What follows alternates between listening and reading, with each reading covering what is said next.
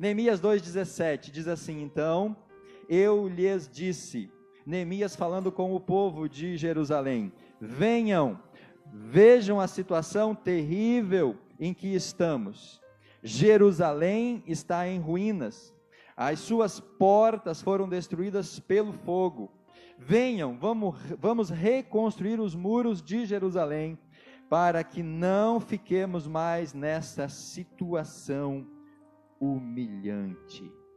Vamos reconstruir para que não fiquemos mais nesta situação humilhante. E é exatamente isso, meus irmãos, que eu quero abordar em poucos minutos, ou vou tentar abordar em poucos minutos. Reconstruir para sair da humilhação. Nós, como Igreja Batista no Morumbi, nós temos uma missão, é sermos um sinal visível do reino de Deus, fazendo 3 coisas: amando a Deus, fazendo discípulos e também servindo a comunidade. Para que nós possamos alcançar a nossa missão, é importante nós pensarmos na nossa vida com Deus, a nossa vida espiritual. É importante nós pensarmos na nossa relação com a família, a nossa vida doméstica.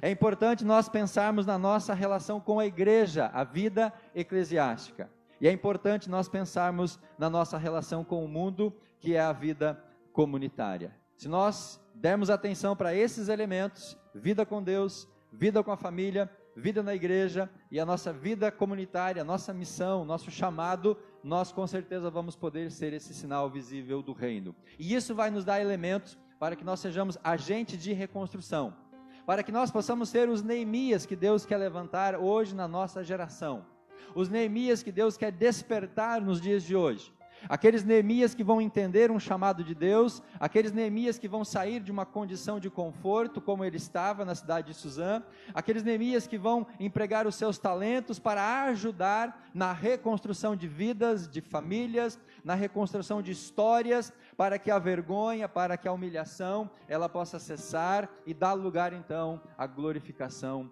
do nome do Senhor. Nós já enfatizamos, meus irmãos, nesses últimos meses, algumas questões aqui durante esta promoção da campanha. Nós enfatizamos, por exemplo, a necessidade de reconstruir relacionamentos. Nós falamos da necessidade de reconstruir famílias, a necessidade de reconstruir sonhos. Falamos da necessidade de reconstruir a nossa vida com Deus. Todas essas reconstruções, elas vão livrar-nos, elas vão tirar de nós a humilhação, a vergonha, o desespero, como Neemias relata para os seus irmãos aqui no verso 17, para que nós não fiquemos mais nessa situação humilhante. Irmãos, é a nossa reconstrução da nossa vida diante do Senhor que vai nos tirar de um estado de humilhação e vai nos colocar numa posição espiritual que Deus tem preparado para nós. Domingo passado o pastor Kane disse na sua palavra que ainda há muito mais o que fazer, então a obra ainda não terminou. Na sua vida, na sua família, nos seus relacionamentos, ainda existem aspectos, elementos, áreas que precisam ser reconstruídas, amém? E Deus quer que nós avancemos nessa reconstrução. Quando nós olhamos os 2 livros de Esdras e quando nós olhamos o livro de Neemias, nós vamos ver que os 2 livros, eles têm o mesmo propósito. Os 2 trabalham a ideia da reconstrução. O tema central de Esdras e Neemias é reconstrução. E esse, meus irmãos, pode ser o nosso tema da nossa vida também. Esse pode ser o alvo da nossa existência. Nós precisamos viver e empregar tudo que temos para reconstruirmos aquilo que ao longo da vida, ao longo da história, ou em alguns momentos foi destruído, foi quebrado, foi anulado, e agora nós não podemos experimentar ou viver a vida que Deus tem para cada um de nós. O livro de Esdras, ele foca mais na reconstrução do templo. Esdras, ele vem muito antes de Neemias. Aliás, Esdras vem depois, de uma primeira leva de retorno com Jesua. Eles vêm para reconstruir o templo. Depois Neemias vem para ensinar a lei ao povo. Então eles focam nessa vida com Deus. E para essa reconstrução do templo, o povo de Deus era um fator importante. As pessoas deveriam estar envolvidas naquele projeto de reconstrução do templo que era a morada de Deus. Não apenas os líderes, não apenas os sacerdotes, aqueles que vieram à frente, mas toda a nação foi convocada para fazer parte desse processo de reconstrução. E um outro elemento importante na reconstrução do templo é a palavra. Depois, Esdras então vem para ensinar a palavra, para mover o coração dos homens até a presença de Deus. E Deus então usa a palavra como uma ferramenta para realizar esse objetivo. Lembramos que Esdras era um hábil escriba, profundo conhecedor da lei de Deus. Quando nós entramos no livro de Neemias, o foco agora é a reconstrução e a dedicação das muralhas de Jerusalém. Neemias então vem com essa função para reconstruir para reconstruir a defesa da cidade de Jerusalém. As muralhas implicavam nas defesas, na proteção. As muralhas implicavam em paz, em segurança. Então Neemias agora vem para reconstruir as defesas daquele povo, daquela cidade, para que eles pudessem então reconstruir a sua própria história de vida como um povo, como uma nação, para que as famílias pudessem reconstruir as suas casas e assim todos pudessem viver em paz. E com essa reconstrução do templo, do altar, da adoração, do culto, da cidade, das muralhas, agora então o povo pode estar sendo reconstruído e formado e firmando uma nova aliança, e assim a graça de Deus vai avançando. Nesse primeiro momento, irmãos, 3 elementos são fundamentais. E esses 3 elementos são fundamentais também no seu projeto de reconstrução. Esses 3 elementos são importantes para você reconstruir também a sua vida.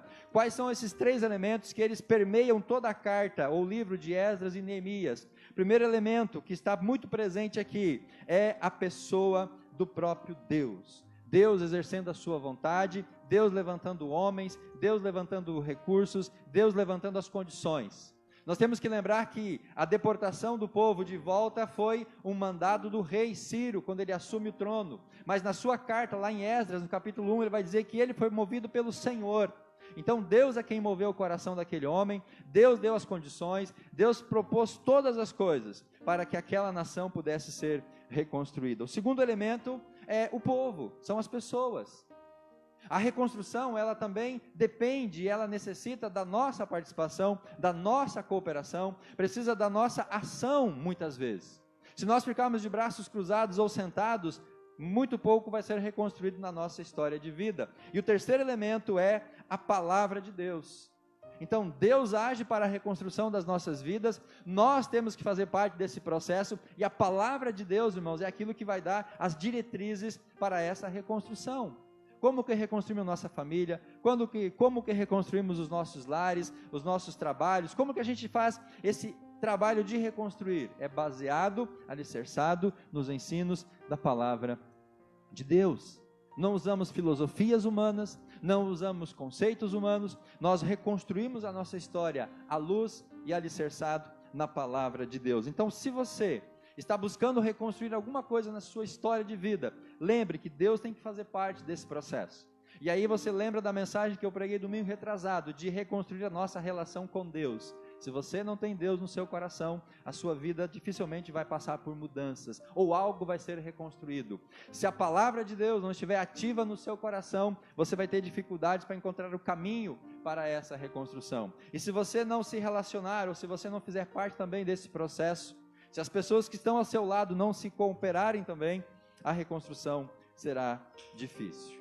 Então, meus irmãos, nós temos aqui elementos importantes para avançarmos nessa perspectiva. Voltando ao texto de Neemias 2,17, nesse texto nós vemos a missão de Neemias. E a missão de Neemias era reconstruir os muros de Jerusalém. Para quê? Para remover a vergonha que estava sobre aquele povo.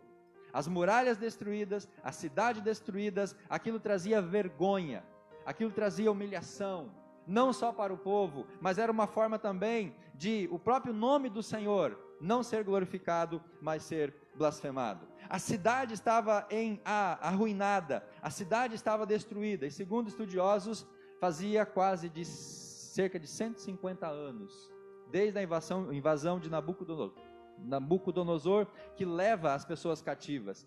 Vejam, meus irmãos, 150 anos, há alguém que diz que é mais exato, 142 anos depois, que Nabucodonosor invade Jerusalém, destrói a cidade, queima tudo e leva o povo cativo. 142 anos depois, agora vem Neemias para reconstruir aquelas muralhas, aquelas casas e aquelas cidades.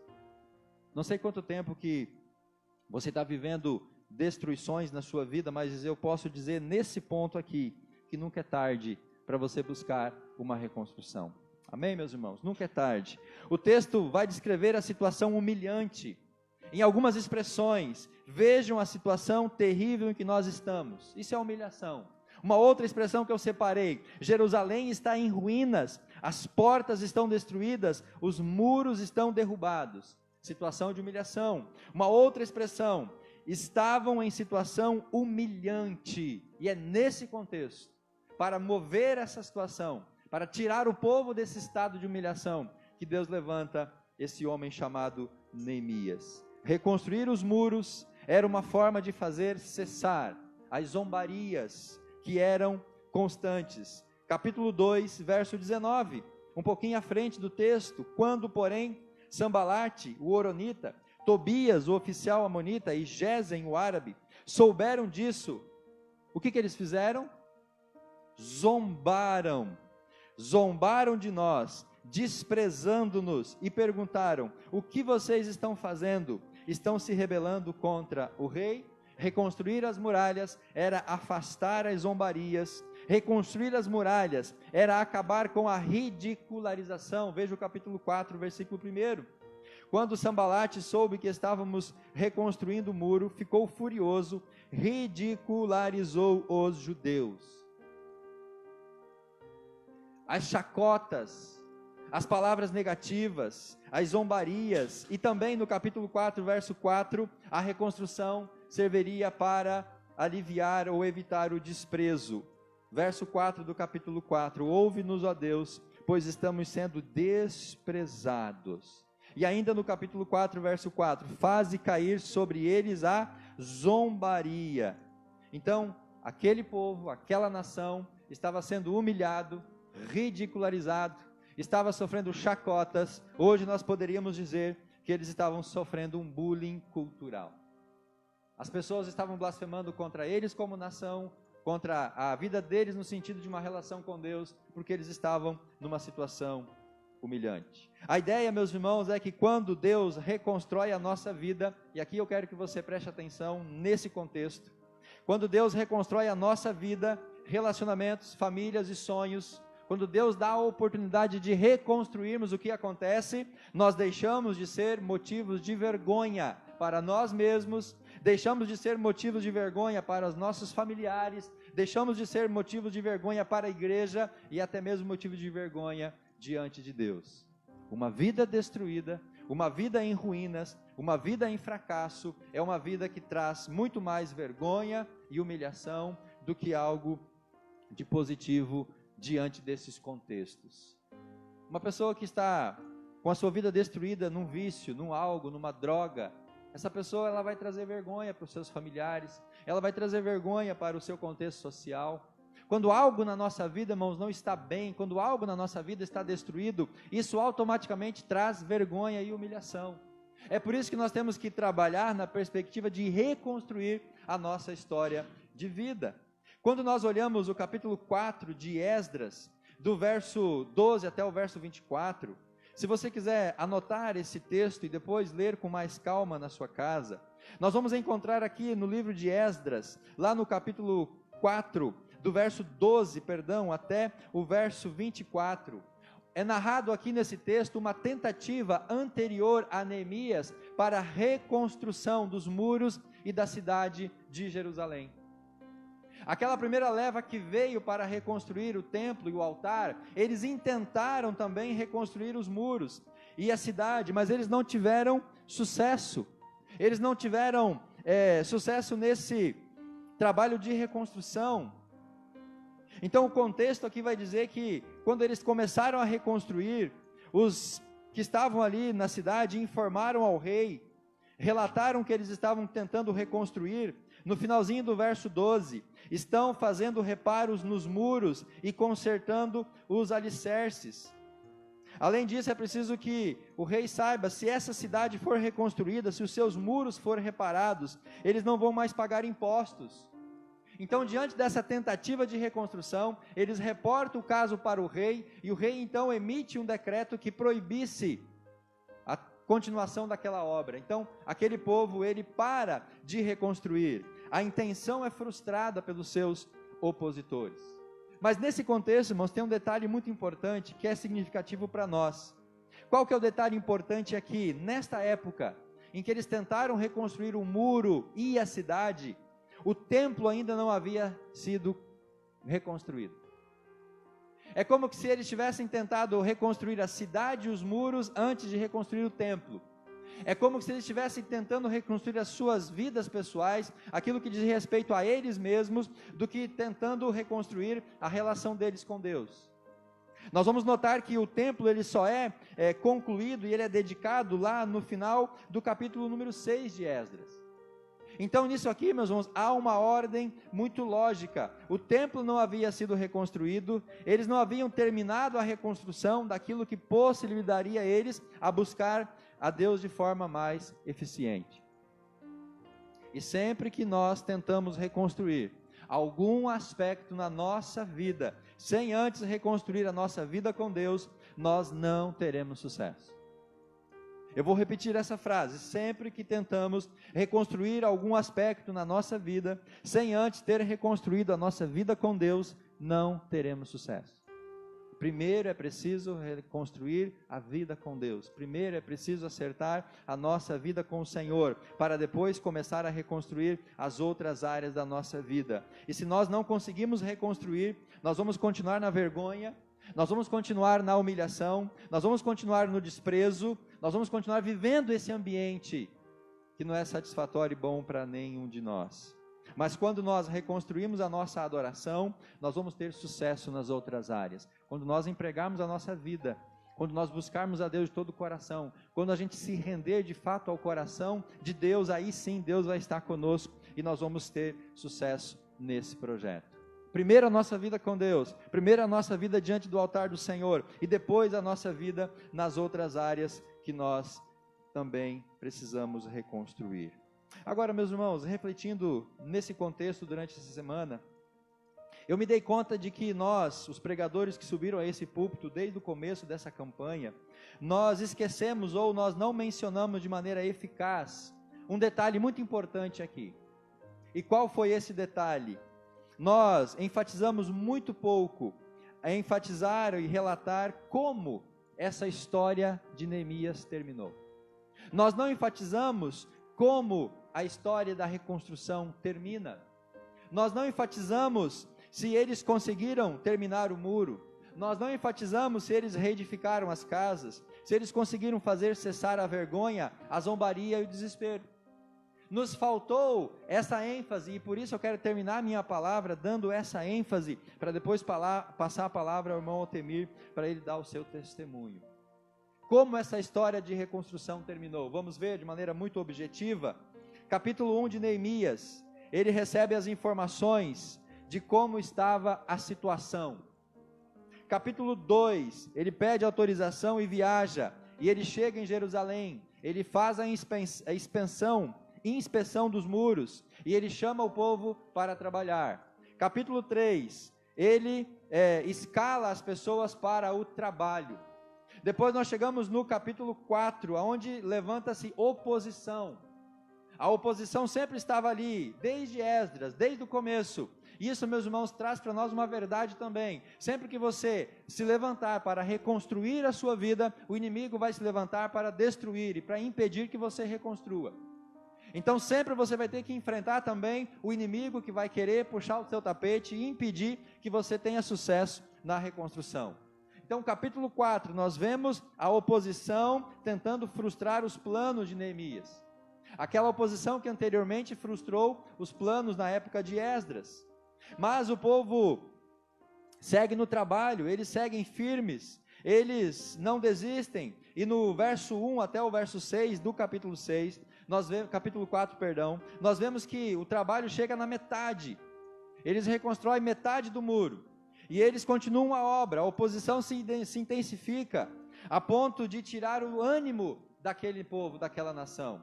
Quando nós lemos o versículo 10 do capítulo 4, nós vemos que eles estavam desanimados, eles ficaram desanimados a ponto de tentar parar a obra da reconstrução, mas eles seguem adiante, eles não desistem, eles não se entregam, a oposição se intensifica, mas eles vão adiante, até eles colocar uma vigilância, até eles se reorganizarem, e assim eles seguem a obra, eles seguem o trabalho, para nós chegarmos no capítulo 6 lá de Neemias.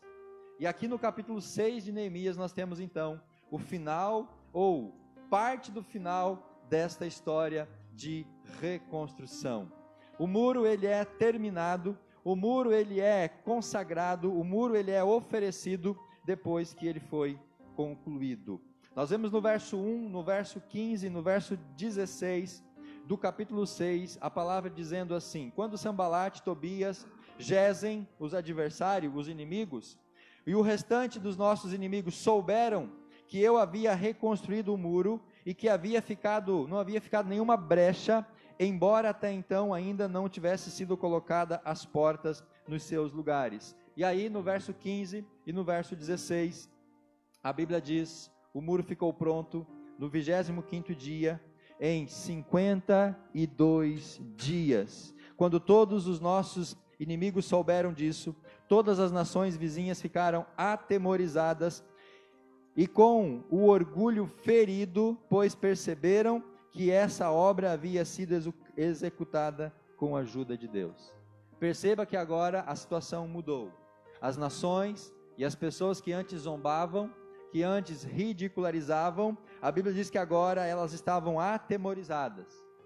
Aqueles que antes se levantavam contra esta nação e contra essas pessoas, agora estavam temendo. E aqueles que antes menosprezavam, a Bíblia diz que agora eles estavam, além de atemorizados, com o seu orgulho ferido, porque Deus havia exaltado aquela nação. Irmãos, isso é fantástico. Deus havia exaltado aquele povo. Deus havia exaltado aquelas pessoas.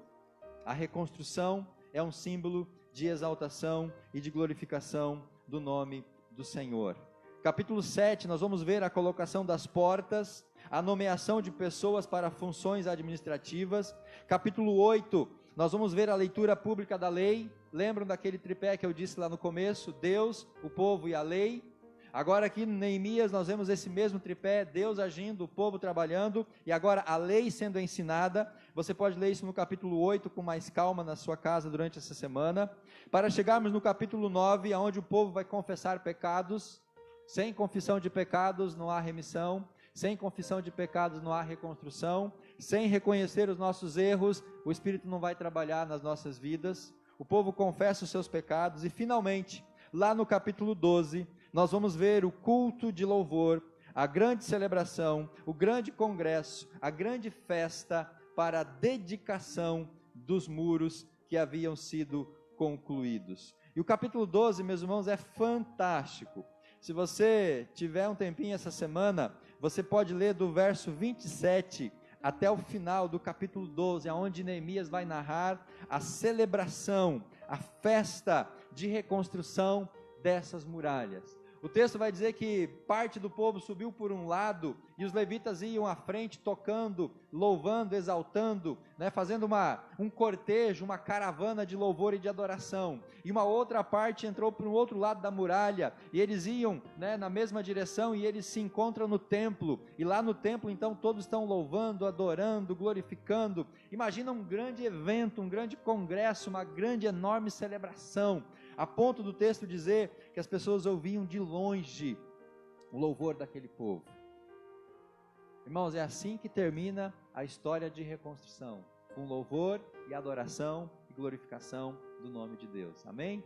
É esse mesmo espírito, é essa mesma realidade que Deus quer trazer para mim e para a sua vida. Quando você trabalha para reconstruir a sua história de vida, quando Deus age e quando a palavra também está presente, você consegue reconstruir o que foi destruído na sua vida. No final, Deus vai ser glorificado. o Senhor vai ser exaltado. A obra agora estava concluída, não havia mais brechas. Esse detalhe também é importante aqui. O autor faz questão de dizer que no muro não havia mais brechas. As portas haviam sido colocadas, não tinha mais por onde os inimigos entrarem.